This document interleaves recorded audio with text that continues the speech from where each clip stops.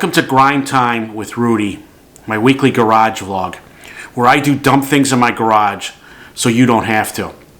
This week I focused on Project Risky Business, my 1985 Porsche 928 $4,000 barn find. In this video, I'm going to show you how I installed that, as well as why I needed to take the outer tie rods off of the old rack before I could ship it back.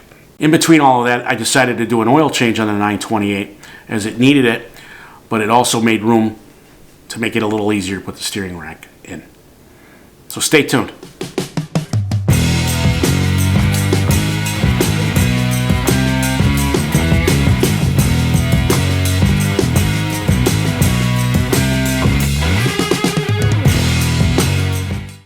You may be wondering why I was going through such great lengths to take old outer tie rods off of an old steering rack.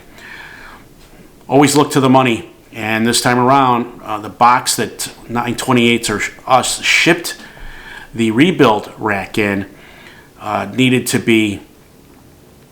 take the outer tie rods so that my old rack would fit in that box.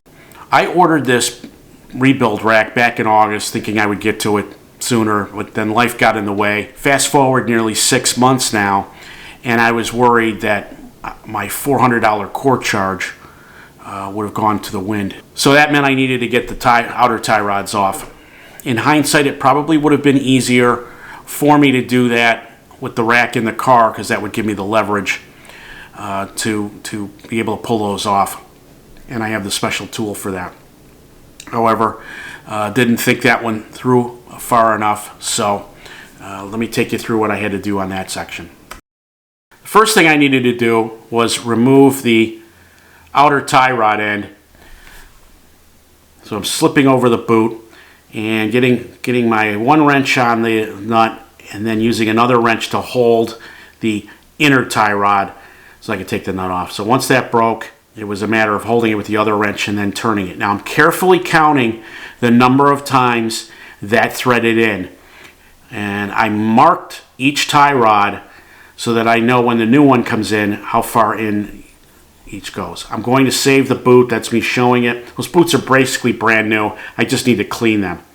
Here's the first shot of me using my special wrench, and I've got my standard breaker bar trying to get the outer tie rod off.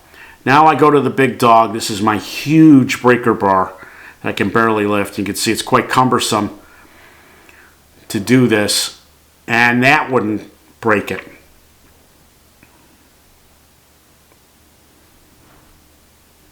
Finally, I went to my 600 foot-pound impact wrench. Figured I was going to break my arm trying to make this work, and you see I'm pulling out, didn't work. What you saw in the intro video, I realized that 2 years ago I said, okay, I'm going to try to save some money and not buy inner tie rods. Upon further review, I realized, why don't I just spend the $178 and get new inner tie rods?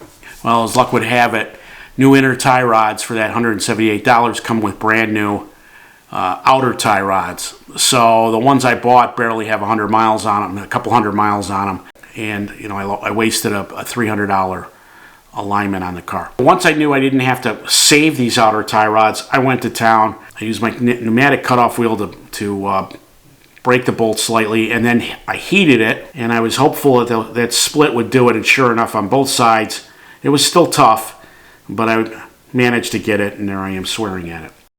So now that the tie rods were off, after talking with Roger at 928s R Us, he said put the old rack in a bag, because it will leak.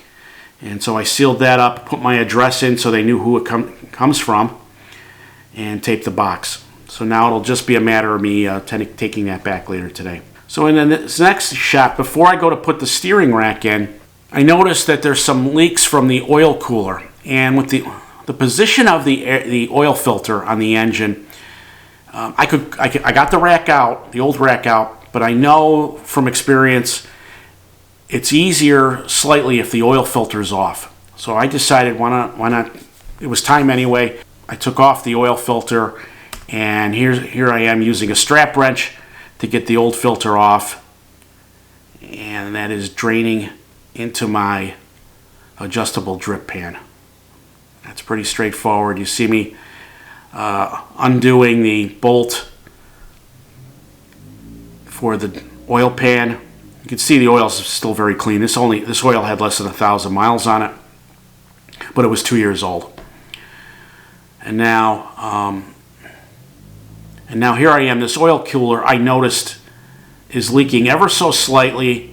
And now that I have bigger wrenches, I went in there and it was easy. It was fairly loose to do. Now that I took care of that, it was onto the steering rack. Now here I am bringing my adjustable stand as a second helper because I was working by myself in the garage this week. And I just wrapped a microfiber towel around the shaft, the main area of the steering rack, and just use this as a helper along with one of my rubber pads to hold that into place while I got it into place and could get the bolts in. The rebuild rack comes with the proper bushings that 928s also sell. They're a hardened bushing and give it a little bit better steering feel. So I didn't have to. If you watch my video from a couple years ago, you saw those are a bitch to get in and out. Anyway, so now the rack is in place and I'm holding it there, and now I'm rushing through to get the bolts in, hold it there, and now I put the retaining plate on along with the elevator bolts that are in the middle. There's 5 large bolts that bolt up, and then there are 6 smaller bolts on the inside that are elevator type bolts. Now in this shot, I'm putting the steering rack stops on, or these aluminum, they look like a bearing with a rubber seal on either end, but that's to stop the travel as you move from left to right with the steering wheel. Now in this shot, I'm working on the banjo nuts for the supply line and the return line from the steering pump, the power steering pump that is. And because of the interference of that's the sway bar on my left hand there, you have to gingerly put it in. I have not tightened everything because I needed to make adjustments. Now here is the steering knuckle, the aluminum steering knuckle that needs to go on, and this can be a little cumbersome. There I'm putting it on the steering wheel shaft before I start to notch it onto the steering rack itself, and gently tapping using a crowbar for clearance. You don't want to reef on that too much, but I got it onto the shaft, and I will tighten that up in the next episode. Now with the steering rack in place, I wanted to get my oil filter changed complete. So the first thing I do, as you can see by my left hand, this is a fairly substantial oil filter for the 928. So this is a good example of where you want to fill it before you put it in to give the engine a fighting chance. And this took almost a quart of oil. If you've never done this before, you'll watch it and you can see it sucking up the oil.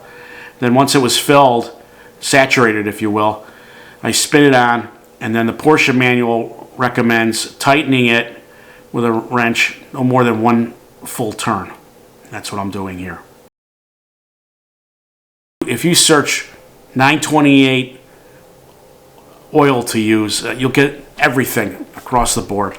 Now that the car's some 40 years old, I wanted to know what's the best oil for it. I talked to Roger, and he recommended using Mobil 1 as it has the correct amount of zinc in it that keeps the engine properly lubricated. He recommended I use 20W50. He usually buys it at Walmart.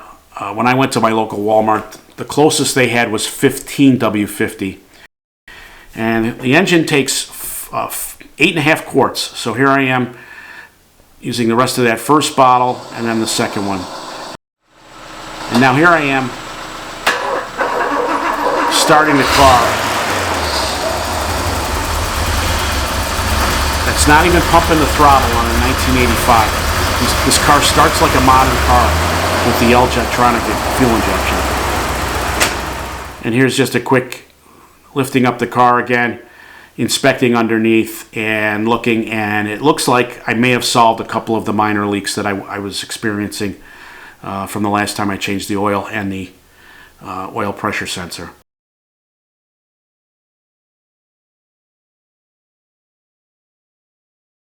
my vlog for this week. I appreciate you watching. If you enjoyed this content, please press the like button. If you haven't done so already, I encourage you to subscribe, as both of those activities help the algorithm. The more people that like and subscribe, the more this gets put out to everyone that may be interested in this content.